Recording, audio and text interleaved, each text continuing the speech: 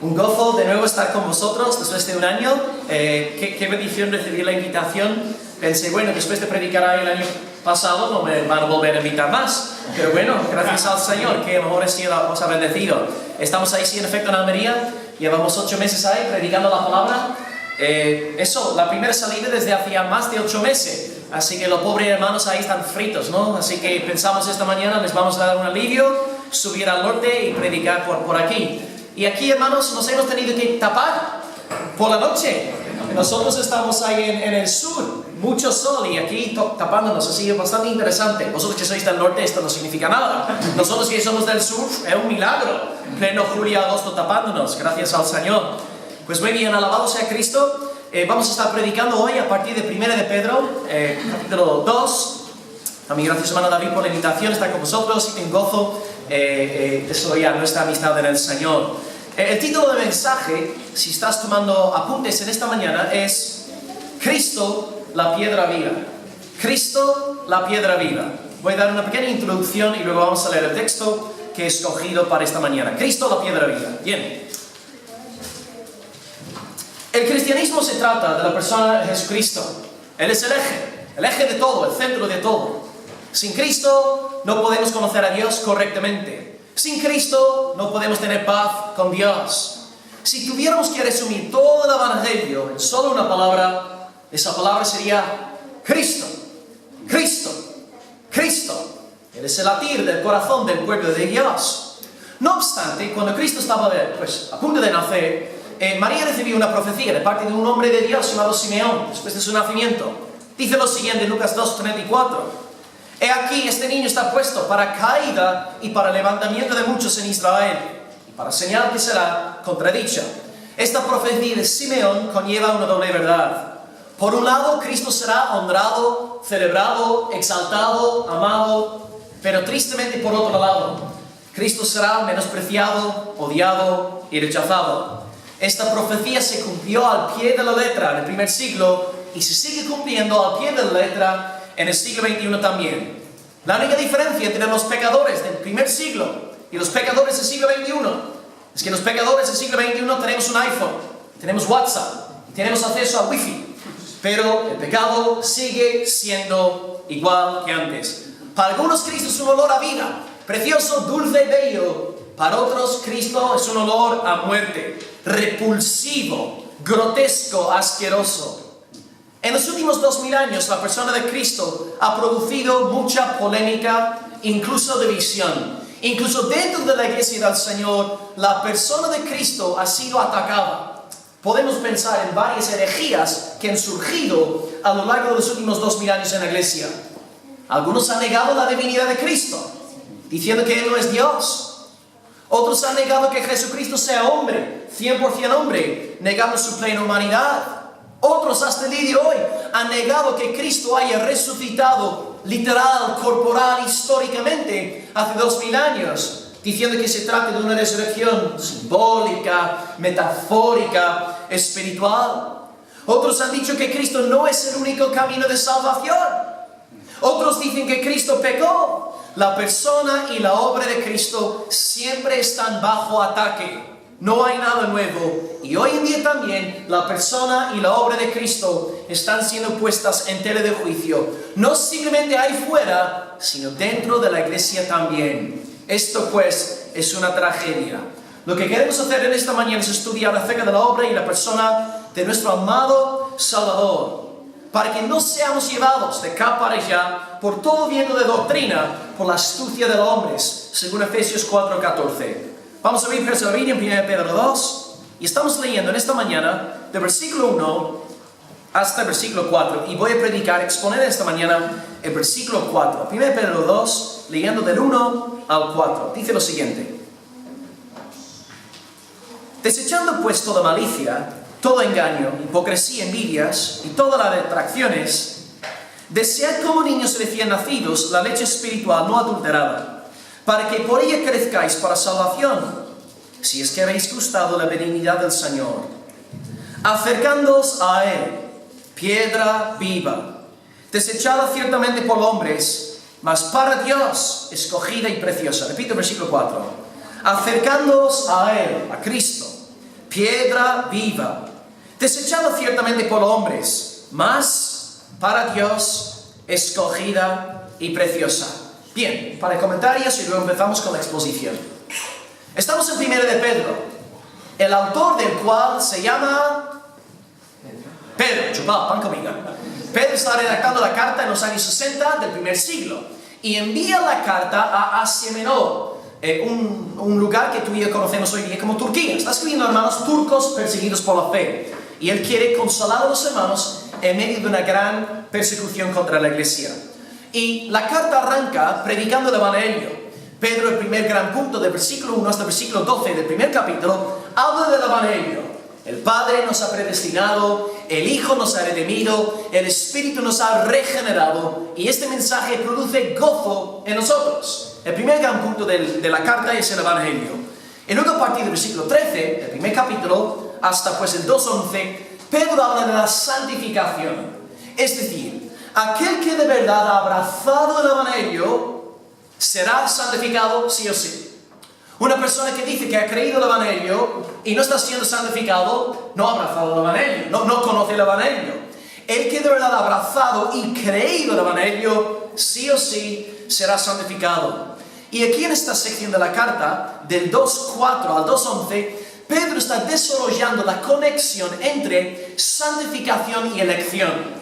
Así que estamos dentro de este gran segundo punto de la carta: Evangelio, luego santificación. Y en el 2:4 estamos dentro de este subpunto donde Pedro está hablando sobre la elección y la santificación. El ejemplo supremo de esto es Jesucristo mismo. Él fue elegido por el Padre y él dice en Juan 17:19, yo por ellos me santifico a mí mismo, para que sean ellos también santificados en la verdad. Jesús elegido, escogido por el Padre y se santifica a sí mismo. Nosotros también escogidos, elegidos por el Padre, somos llamados pues a santificarnos. Y aquí pues en estos versículos del 4 al 11, Pedro nos está hablando acerca de Cristo. Así que queremos exponer hoy el versículo 4 con la ayuda del Señor. Tengo ahí 4 puntos. 4 puntos de nuevo si estáis tomando apuntes en esta mañana. Los puntos son muy fáciles porque estoy siguiendo el versículo tal cual está escrito. Punto número 1, acercándoos a Él. Punto número 1, acercándoos a Él. Punto 2, piedra viva. Piedra viva. Jesús es la piedra viva. Punto número 3, desechada ciertamente por los hombres. Desechada ciertamente por los hombres. Y a ver si alguien puede adivinar cuál va a ser el cuarto punto hoy. Última cláusula. Mas para Dios escogida y preciosa. Repito rápidamente. 1, acercándoos a Él. 2, piedra viva. 3, desechada ciertamente por los hombres. Y 4, más para Dios escogida y preciosa. Empezamos pues hoy con el primer punto, acercándoos a Él. Versículo 4 dice, acercándoos a Él. Si estudiamos los primeros 3 versículos del capítulo, Pedro nos está hablando de las cosas que hacen los que no son salvos, acciones que caracterizan a los que no son salvos. Y dice que los que somos salvos desechamos las obras de la carne. Y dice que nos deleitamos ahora en la palabra de Dios, en la leche no adulterada de la palabra. Y ahora en el versículo 4, Pedro sigue diciéndonos, o hablándonos acerca de los regenerados. Nos deleitamos ahora, no solamente en la palabra, sino también en Jesucristo. Él es la piedra viva, Él es escogido, Él es precioso y le amamos. Así que aquí en el texto, cuando empezamos hoy diciendo, acercándoos a Él, ¿a quién alude la palabra Él? A Cristo, en efecto, porque venimos hablando de Él antes. Acercándonos a Él, acercándonos a Jesucristo. Y aquí el tiempo verbal en el griego, el Nuevo Testamento está escrito en griego, indica que es algo que hacemos una y otra vez. Nos acercamos al Señor una y otra vez, a través de la fe. De la misma forma que la vida cristiana nace con una mirada de fe hacia el Salvador, el resto de nuestra vida se caracteriza por la fe. Fe en Cristo, teniendo intimidad y cercanía con Él. La fe cree todo lo que Cristo enseña. La fe obedece todo lo que Cristo nos manda. Y después de haber convertido pues al Señor, empezamos esta gloriosa caminata de la fe, confiando en nuestro Señor, dependiendo de Él, bebiendo de sus promesas, comiendo de su palabra. Decía Pablo lo siguiente en 1 Corintios 15:1: os declaro, hermanos, el Evangelio de Dios que os he predicado, el cual también recibisteis, en el cual también perseveráis, por el cual asimismo, si retenéis la palabra que os he predicado, sois salvos, si no os creísteis en vano. La marca de una verdadera conversión, el sello de un auténtico regenerado, no es simplemente que una vez en su vida levantó su mano en un culto diciendo que quería tomar su decisión por Cristo. La marca de un verdadero regenerado es que la misma clase de fe que llegó a su vida en el momento de su conversión sigue manifestándose hasta el fin. El que es del Señor persevera hasta el fin, porque el Padre ha prometido guardar a los suyos. Hay detractores, hay enemigos, hay un mundo que está en contra de nosotros, pero tenemos una unción del Altísimo, según la promesa de 1 de Juan 2:20. El Señor guarda a los suyos. Por lo tanto, la misma clase de fe que caracterizó nuestra vida en el momento de nuestra conversión tiene que estar presente hoy. Es la marca de fe genuina, fe verdadera. Tristemente hay tal cosa en la Biblia como otros tipos de fe que no nos salvan. Por ejemplo, hay una fe teológica. Por ejemplo, Dios es trino, creemos en la doble naturaleza de Jesucristo, afirmamos que la salvación es por la gracia a través de la fe, afirmamos que el cielo y el infierno son eternos. Pero el diablo cree todas estas doctrinas, sin embargo no es salvo. La fe teológica no es suficiente para salvarnos. Luego hay tal cosa como una fe temporal. La parábola del sembrador, cuando el Señor cuenta del hombre que salió a sembrar la semilla.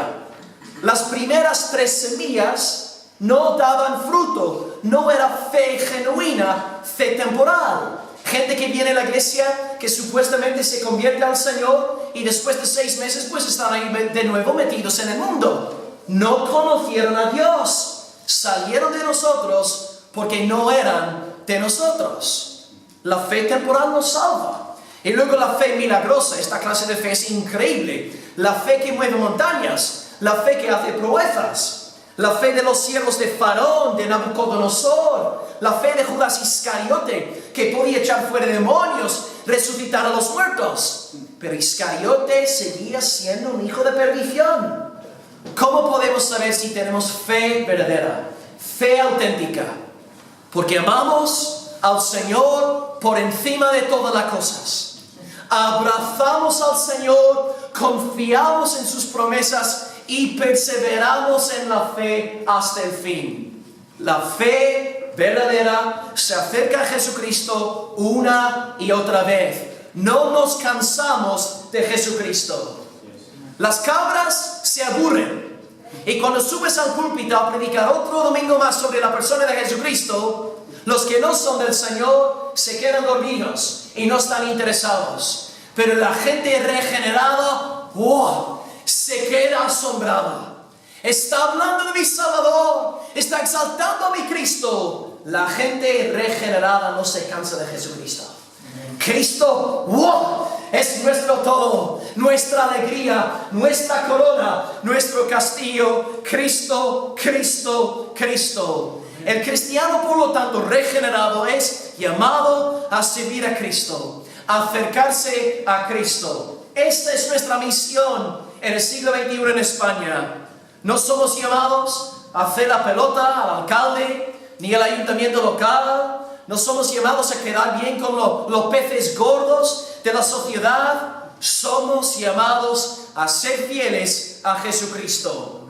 Guste o no guste, caigamos bien, no caigamos bien, Cristo es la meta. Nos acercamos a Él una y otra vez. Así que si queremos que nuestra iglesia sea fuerte en el Señor, edificada en el Señor, necesitamos ser un pueblo que se acerque una y otra vez a Jesucristo, disfrutando de los tesoros de Dios escondidos en Cristo. Y una iglesia respaldada Una iglesia que está anclada en la palabra disfrutará del respaldo del Padre.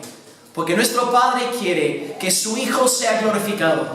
Y cuando hay una iglesia sumergida en Cristo, apasionada por Cristo, sí o sí el Padre va a bendecir a aquella congregación. Porque el Padre quiere ver al Hijo honrado y glorificado.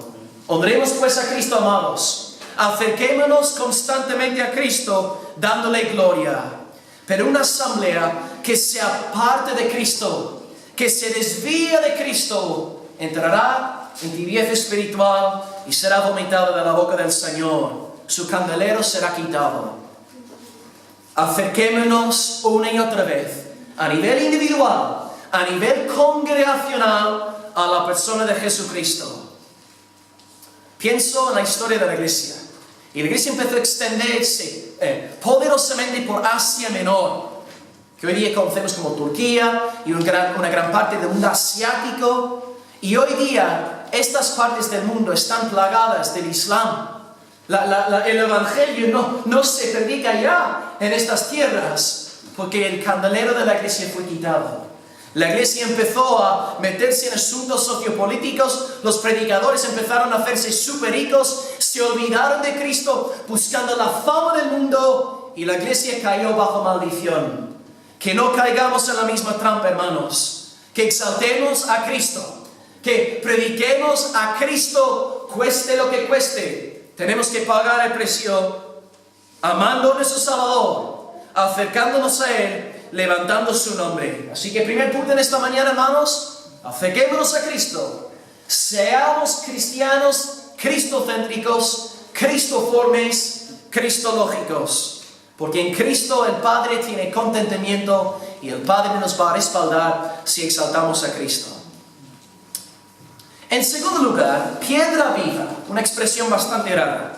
Piedra viviente o piedra que vive. El texto dice: acercándoos a Él, a Cristo, piedra viva. Piedra viva. ¿Qué quiere decir esto?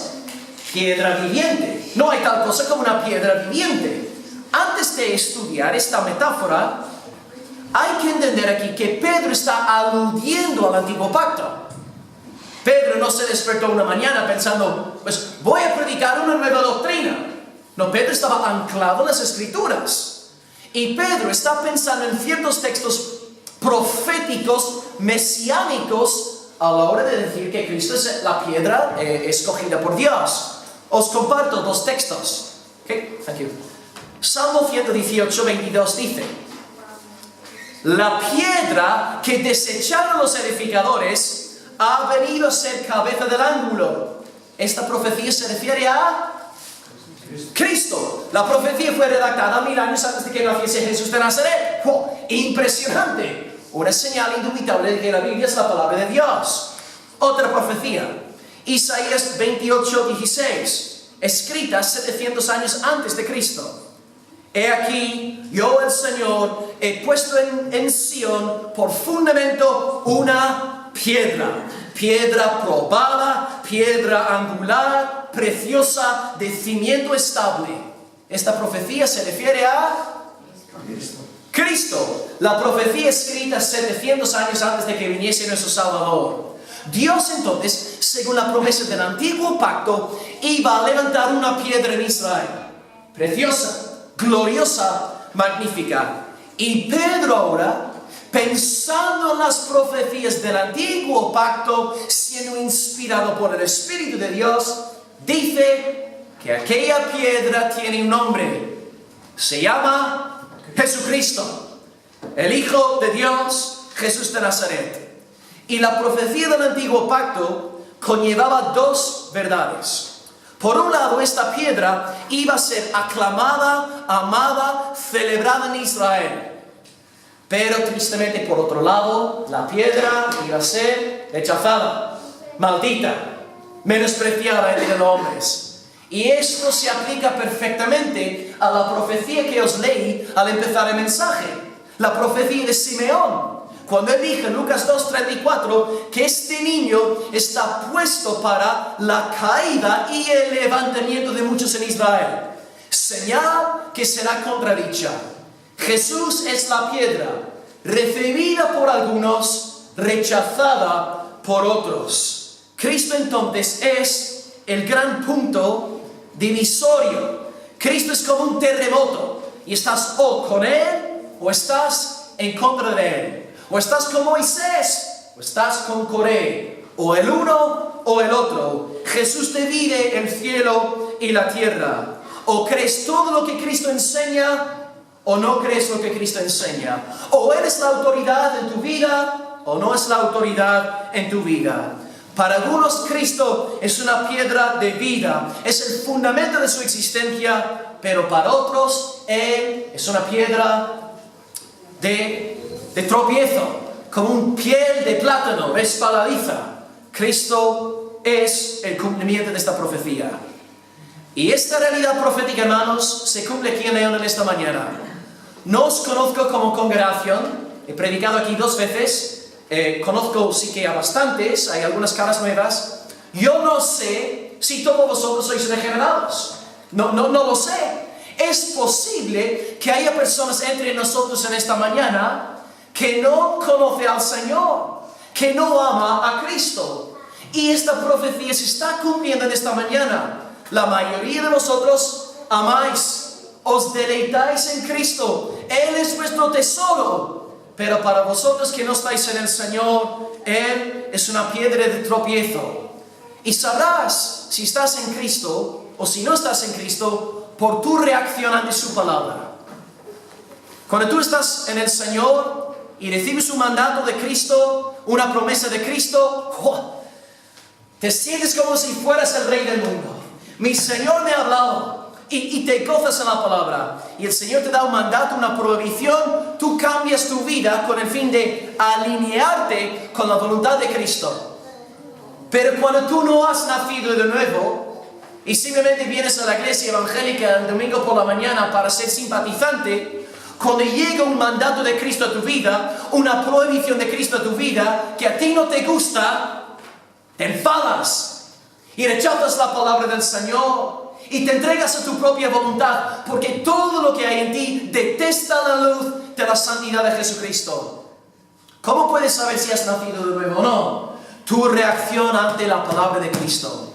Cuando Cristo habla, el regenerado contesta diciendo: sí, Señor, así es, amén. Cuando habla Cristo al no regenerado, la reacción es: te odio, déjame en paz, fuera ya de mi vida.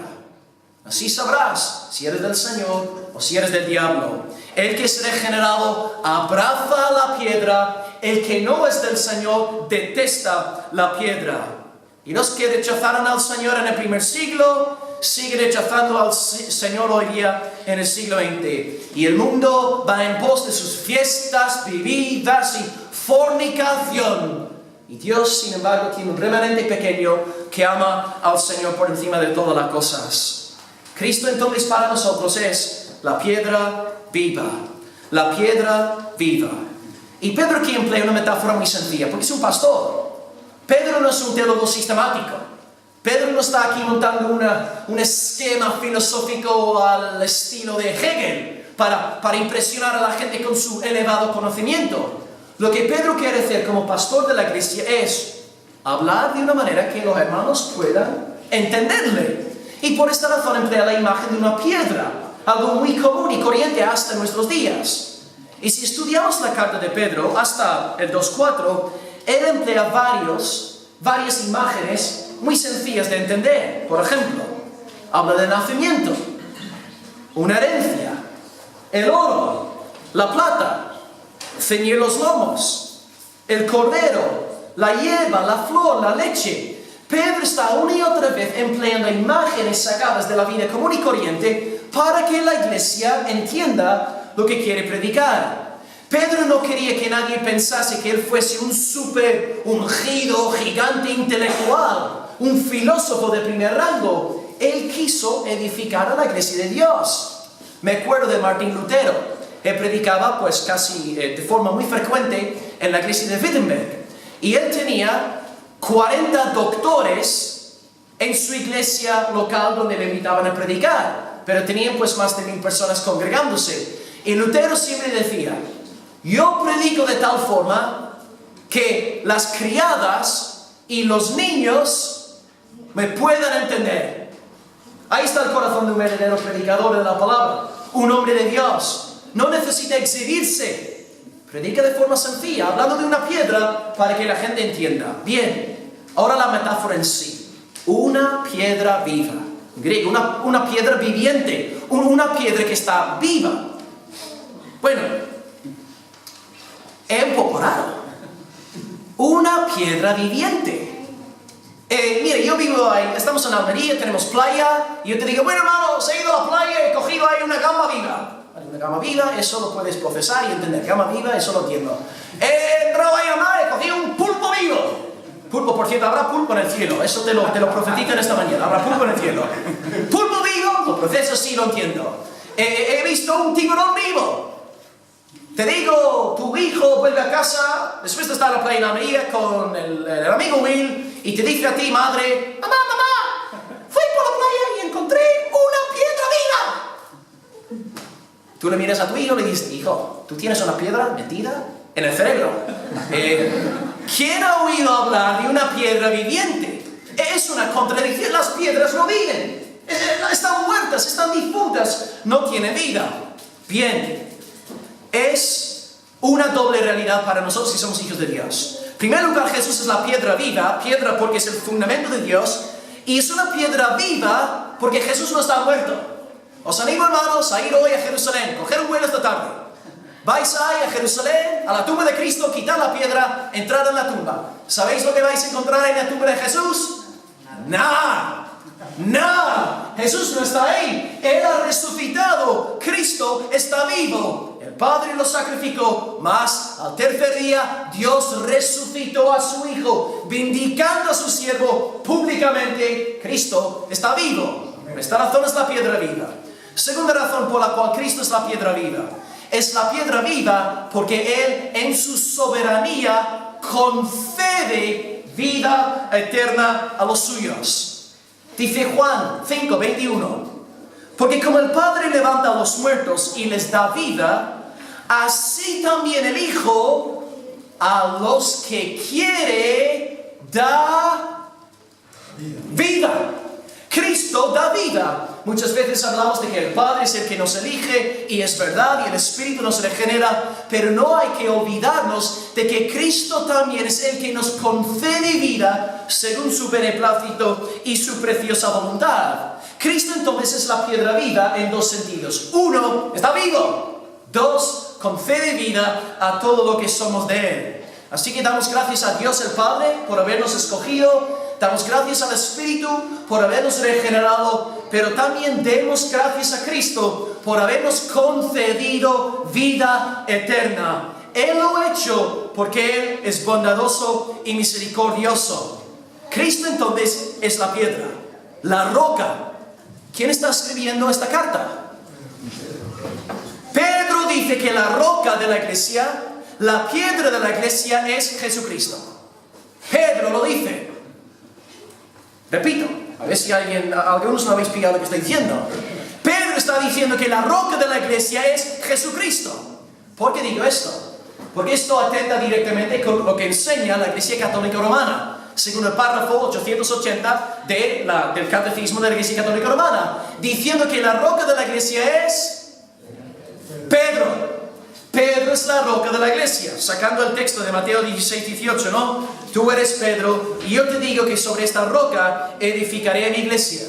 Pero aquí tenemos a Pedro mismo, en 1 Pedro 2:4, diciendo que la roca de la iglesia no soy yo, la roca es Jesucristo. Entonces, ¿cómo podemos razonar o contestar a la voz católica que dice que la roca es el Papa Francisco, Paco, ahí en el Vaticano? ¿Qué hacemos con Mateo 16:18? ¿Significa pues que Francisco es el sucesor de Pedro, que él es la cabeza de la iglesia? Pues no, la respuesta es no. Porque si leemos los pasajes paralelos, en Marcos 8, en Lucas 9, ni siquiera se menciona esta frase de Cristo en cuanto a que tú eres Pedro. Pero sí se menciona la confesión de Pedro. Tú eres el Cristo, el Hijo del Dios viviente. dándonos a entender que lo que cuenta en esta confesión de Pedro no es la persona de Pedro, sino la confesión.